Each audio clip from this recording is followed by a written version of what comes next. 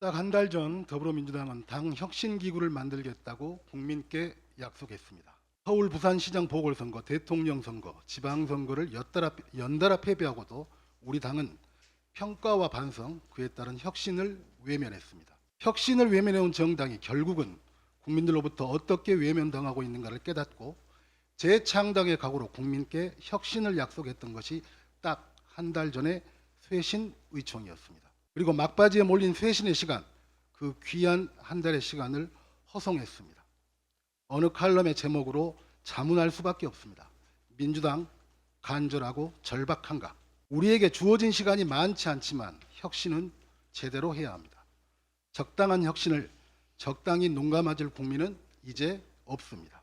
혁신은 철저히 국민의 상식과 눈높이에서 국민을 중심에 두고 이루어져야 합니다. 너무나 당연하게도 국민의 선택과 지지를 받지 못하면 총선 승리도 정권 교체도 요원할 뿐이기 때문입니다. 정당의 주인은 당원이 아니라 국민입니다.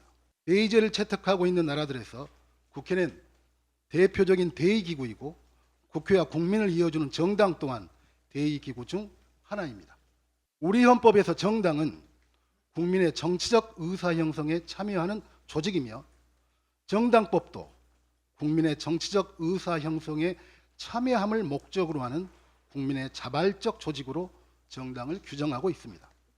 이것의 의미는 국민의 자발적 조직인 정당의 당원들이 자신들의 의사를 모으라는 게 아니라 국민의 정치적 의사를 결집하는 데 참여하라는 의미입니다.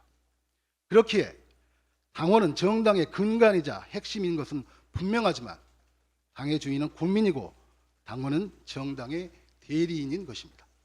당원의 목소리는 매우 중요하지만 국민의 목소리보다 우선할 수는 없습니다. 국고보조금이라는 명목으로 국민의 세금을 정당에 지원하는 이유도 국민의 목소리에 귀를 기울이고 국민의 의사를 결집하고 조직하는 역할을 충실히 하라는 의미입니다.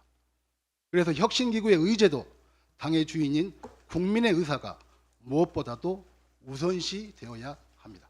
윤석열 정권의 폭거에 맞서 하나로 뭉쳐 싸워야 하는데 우선 집중해야 한다는 목소리가 있습니다. 맞는 말씀입니다. 한편에서는 반성과 성찰을 통한 뼈를 깎는 혁신이 먼저라는 목소리도 있습니다. 먼저를 앞세우지 않는 한 두 이야기는 모두 맞는 말입니다. 그런데 우리는 무엇이 더 중요한지를 두고 설왕설래하느라 우리 투쟁과 혁신 그 어느 것도 제대로 못 해내고 있습니다. 이것은 선택의 문제가 아니라 함께 가야 하는 문제입니다. 윤석열 정권과 맞서 싸우면서 혁신하고 혁신하면서 맞서 싸워야 합니다. 이번 혁신위는 총선 전 우리에게 주어진 마지막 기회입니다. 혁신 경쟁에서 승리하지 못한 정당이 선거에서 국민의 선택을 받을 가능성은 크지 않습니다. 우리는 궁극적으로 내년 총선에서 국민의 선택을 받아야만 윤석열 정부의 폭거를 저지시킬 수 있기 때문입니다. 간절하고 절박하게 윤석열 정권과 싸웁시다. 간절하고 절박하게 민주당을 혁신합시다.